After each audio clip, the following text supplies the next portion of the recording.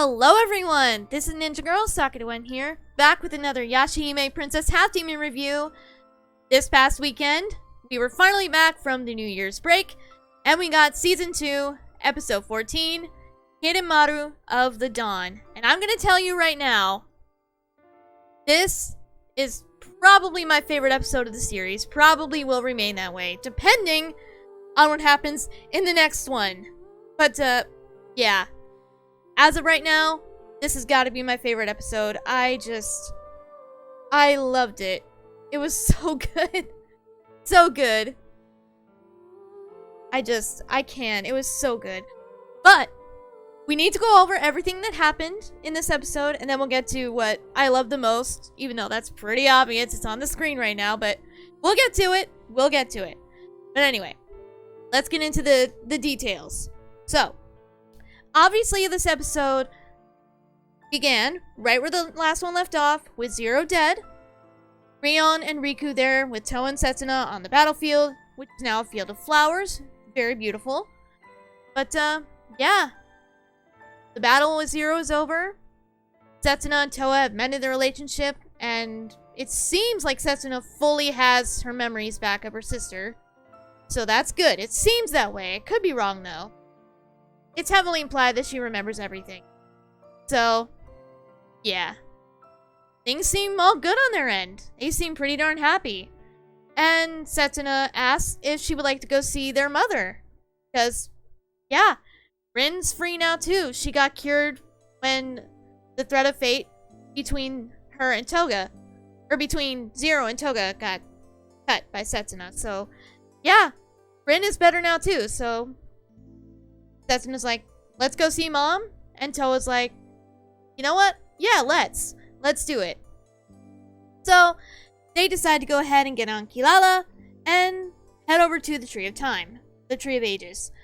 However, Towa notices that Riku doesn't really move. He's acting a little strange.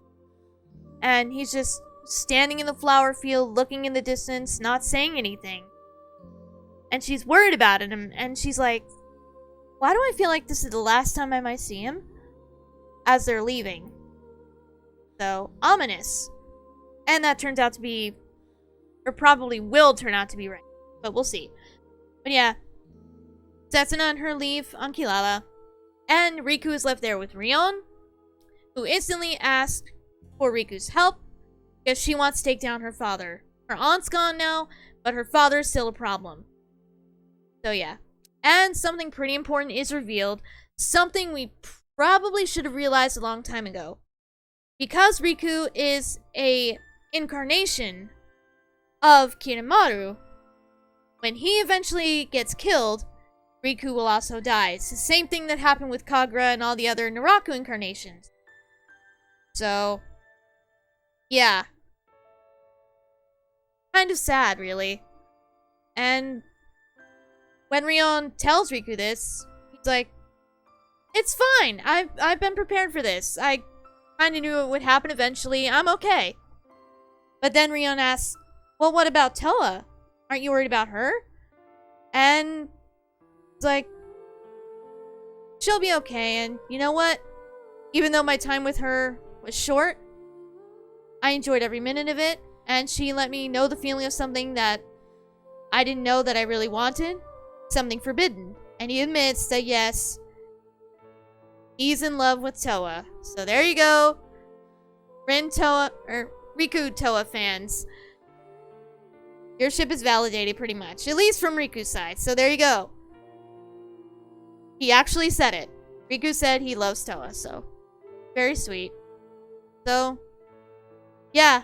We know what Riku's fate's probably going to be, and we know that Towa's probably going to be devastated, but we'll see that eventually, I'm sure. But it's just setting that up. And it is pretty sad, because Riku has actually become kind of cool, to be honest. He's not a bad character at all. He's pretty cool. So to see him go is going to be a little bit sad. But yeah, him and Rion, they agree to go through with all of this and do what they can to stop Kirinmaru. because they know how bad it will be if he wins. So yeah. Meanwhile, of course, we see Moroha. She's still talking with Kirinmaru. He has the pearl that has Inuyasha and Kagome. He has the black pearl. And talk about dishonorable. He's, of course, using it against her to make her find Akuru. And of course, she doesn't even really know who he is or what he looks like. But, yeah. Kirinmaru explains who he is to her, that he's an ancient spirit who kind of controls the flow of time, and they need his pinwheel, or he needs his pinwheel. So, yeah, and he's trying to force Moruha to go find him, and he's actually right there, and Moruha can see him. So, yeah, and once he gives Moruha a description, she knows that's who he's talking about. But, yeah, and when Kirinmaru says, "Does it sound familiar to you? You look like it sounds familiar to you." And Moruha's like, "Nope, I'm still not gonna find him for you. Forget it." And she challenges him to a duel. Our girl Moruha, that takes guts. Kirinmaru is obviously leagues ahead of her in strength. He's full demon, she is quarter demon. But this little 14-year-old girl is not backing down. And she is ready and willing to fight for herself, for her family. And I loved it. That was great. I mean, he easily overpowers her. That's not a surprise.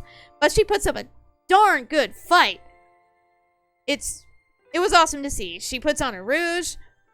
And she even talks smack to him. It's hilarious. As he keeps calling her quarter demon. And she's like, "No, call me Beniyasha." You know, trying to command a little respect here. And she's giving it her all, trying to fight him, but I love Moruha, you guys know that, but it's very obvious she doesn't stand a chance. He's way out of her league. But I'm still commending the fact that she has the guts to even try. So, props anyway. So, yeah. And Sesshomaru, meanwhile, is inside the Tree of Ages with a recovered Rin and Jakin. And you can tell something is going on. You can hear the ruckus outside. And the Tree of Ages kind of shakes inside as well. So, he knows he needs to get out there and do something. And quick. Because he's the only one strong enough to stand up to Kirinmaru right now. So, yeah, he tells Rin and Jakin, no matter what, stay in here. Don't leave the Tree of Ages. For your own safety. And he steps out. And Towa and Setsuna also arrive on the battlefield. Right as Moruha gets knocked down. And they go right to her to try and help her. And they're like, "Are you okay? What's going on?" And Moruha says that he has the pearl. We have to stop him. You know. Or she actually tells him to stay out of the fight because she wants to take him on her own. But both Towa and Setsuna, actually Setsuna says this first, that they need to let her, or she needs to let them help. Because they are family, they are cousins, so let us help Moruha, basically.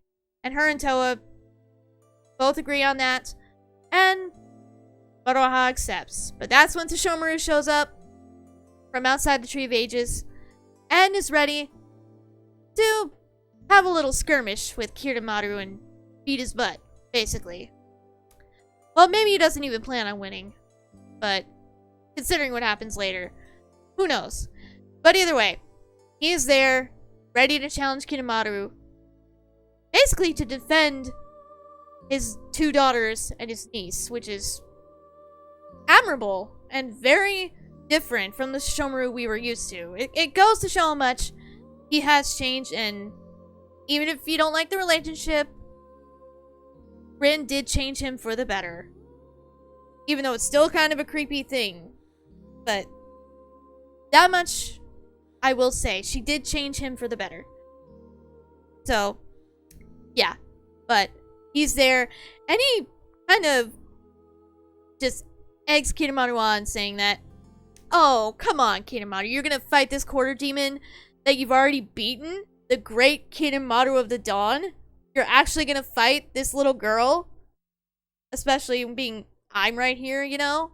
He's kind of, yeah, he's really trying to make him fight him to get his attention off the girls. Again, admirable. And Kirinmaru, he loves a good challenge. He can't resist it. And he goes to fight Sesshomaru. Sesshomaru has the Boksaiga. Kirinmaru has his sword, and they start fighting. And they're pretty even. They're pretty darn even. They do pretty well. Or at least Sesshomaru does pretty well. But yeah, it's at a stalemate. And Moruha, even though she was talking earlier about, hey, this is my fight, she actually interferes by shooting a sacred arrow at Kirinmaru during the fight when he's, you know, clashing with Sesshomaru. She actually fires a sacred arrow at him. And he gets angry. He actually gets angry at her. And it actually seals some of his power a little bit. It weakens him just enough for Towa to use her new weapon. Setsuna uses her new Naginata with a fire attack. Oh, what was it called? Vermilion Bird, I think it was? Which was very cool. Very, very cool. So yeah. Towa and Setsuna, they're able to kind of seal his energy, which does weaken Kirinmaru greatly, but it also just pisses him off even more. So, in retaliation, what he decides to do is use an attack that he has not used since he fought Toga 500 years before.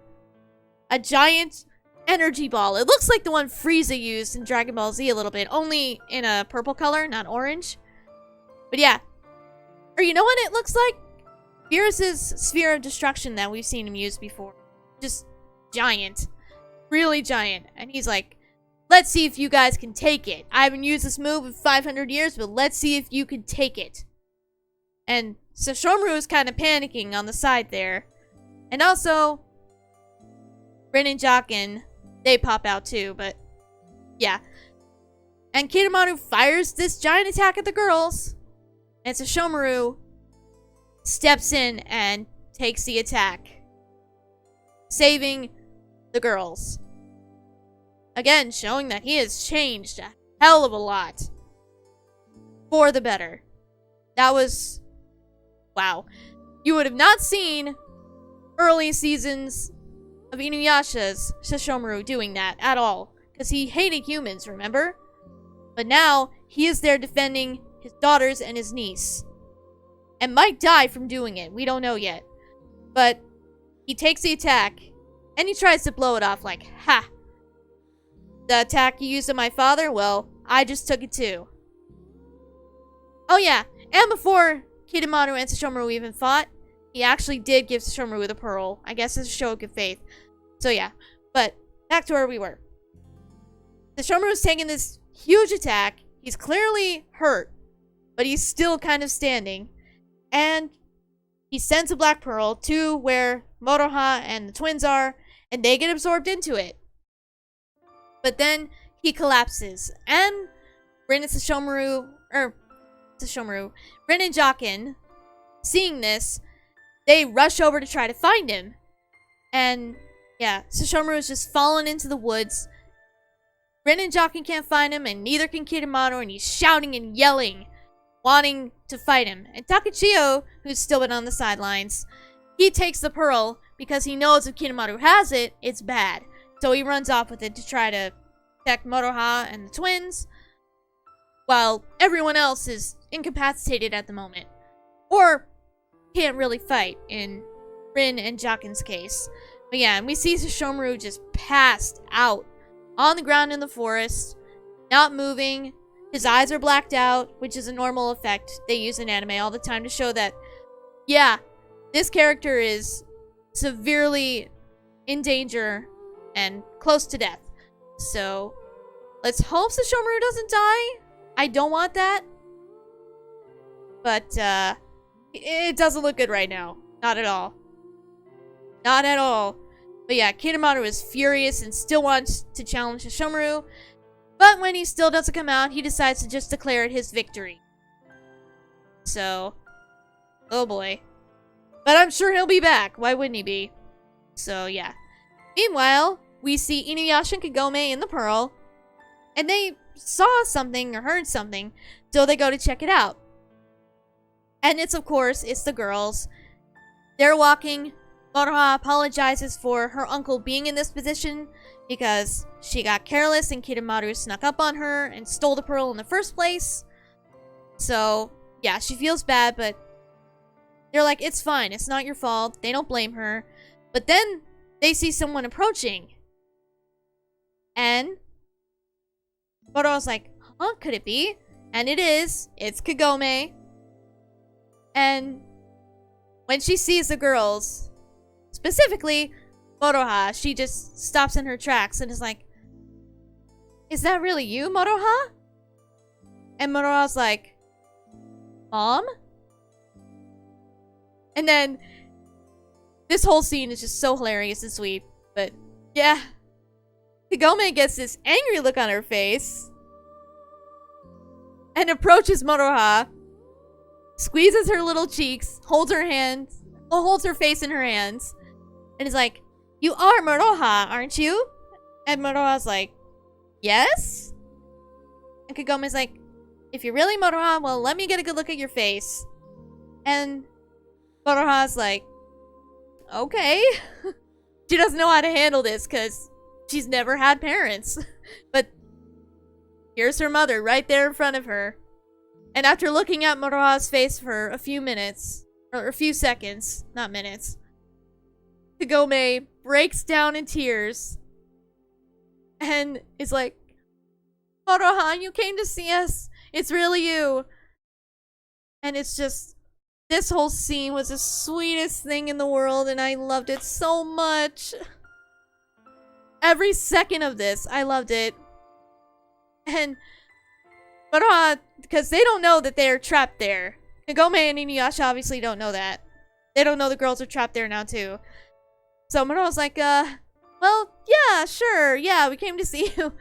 And then Kagome just grabs her and hugs her and is like, I missed you so much, Moruha. I'm so sorry for leaving you. And Moruha's reaction is, oh my gosh, it was so sweet and cute. I could watch that scene on loop forever. It was so precious. Moruha still doesn't know what to do, but she's like, she starts sniffing her and remembers Kagome's scent from when she was a baby and is like, I remember this from a long time ago and it really is my mom. And it's just, she starts crying, her tears well up in her eyes and she hugs Kagome back and it's just, oh my god, it was so cute and it was everything I could have wanted for her and Kagome's reunion. It was perfect. It was everything. It was absolutely perfectly done. Thank you, Sunrise, for doing this moment justice. I'm going to treasure it. I love it. It was everything I could have wanted. It really was. So precious. Yeah, Moruha's there hugging Kagome back. Towa and Setsuna are also happy for her. It's just, I loved it. It was so great. Everything about it. And yeah, Moruha finally knows how loved she really is. Because I'm sure growing up, she just felt like no one really cared about her. No one really loved her because she grew up alone. And she figured, I have no parents. I'm on my own, who cares? Even though she was very lonely. But now she knows her mother loved her so much. And she's showering her with love already. Even though they haven't seen each other since she was a baby. It's just so sweet. Oh. And then finally, freaking Inuyasha shows up, telling Kagome that he couldn't find whatever the noise was or whatever they were seeing was. And then Moruha, or he sees Moruha. She's still in Kagome's arms. And Moruha says one word to him. Dad? And he's like staring at her with this look on his face. It's hilarious. Because, yeah, I think it's hitting him even more now. He's a dad. It's, oh my gosh, I can't wait for Dad Inuyasha. Oh my god, it's gonna be so great. But anyway, yeah. And he's like, what? No way. Moroha, is that really you? And that's where the episode ends. Unfortunately. That's the only drawback I have for this episode, is we don't get Moruha and Inuyasha's interactions yet. But we will. I'll get to that in a minute. But that was just the perfect way for Moruha to get her mom back and just for them to reunite. It was beautiful. It was beautiful. I couldn't have asked for more. Fantastic episode. Unless the next one tops it, this might be my favorite of the entire series so far. We'll see. That is subject to change, but yeah. I love this episode, especially the reunion. It was everything I could have wanted. I know I said it, but I'm gonna say it again. It was everything I could have ever wanted. I loved Inuyasha and Kagome's relationship throughout the original series and final act. I wanted nothing more than for them to just be happy together and get married, which they did. And now we have Moruha, this wonderful child, this perfect combination of them, and now they're finally back together again. They have this perfect little family. Well, maybe not perfect, but this wonderful, really loving family. Or it will be once they get even closer, but I love it. It's everything I could have wanted for Moruha, for Inuyasha, for Kagome, and I can't wait to see the whole family dynamic. Speaking of which, next episode is apparently going to be all about that. So I'm here for it. The title is apparently Moruha and Family Together Again.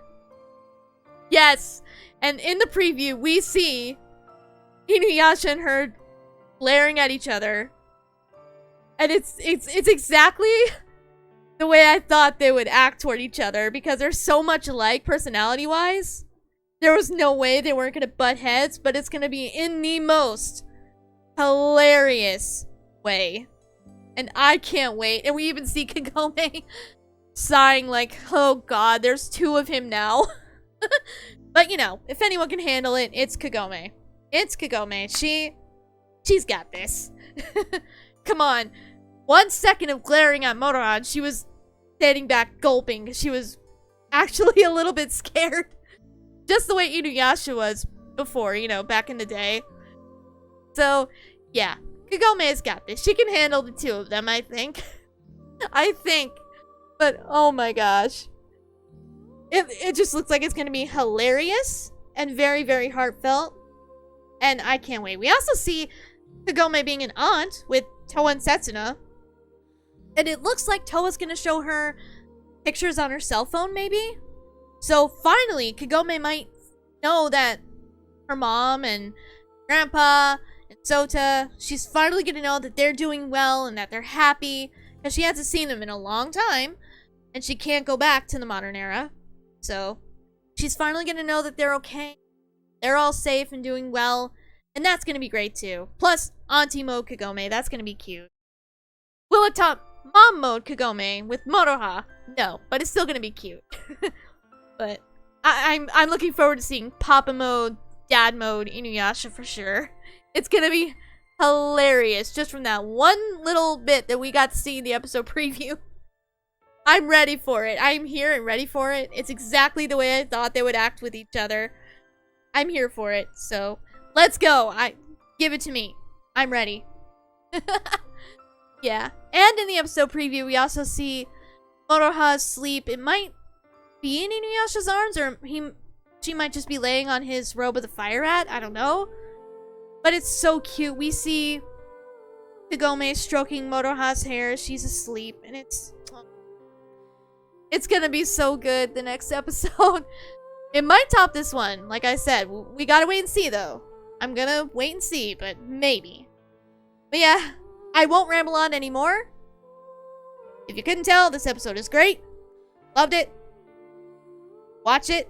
If you haven't watched Yashahime, I know it has its problems, but I think overall it's worth it. Check the full series out if you haven't yet. If you're just coming across this review, it's not perfect, but Yashahime is worth getting into. So, yeah. Oh, I almost forgot. In the episode preview, we're also going to see Shippo again, too. We saw Shippo's coming back, so... And he's gonna be with Takachio. That's gonna be funny. So that, too. But yeah. I won't ramble on.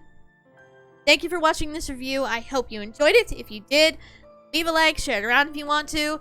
If you want to follow me on Twitter or support the channel on Patreon, I'd be forever grateful. But, no pressure. Both links are in the video description below if you care to look at either of them. But yeah, next episode, I'm excited. I can't wait. But until it airs, I will see you guys later.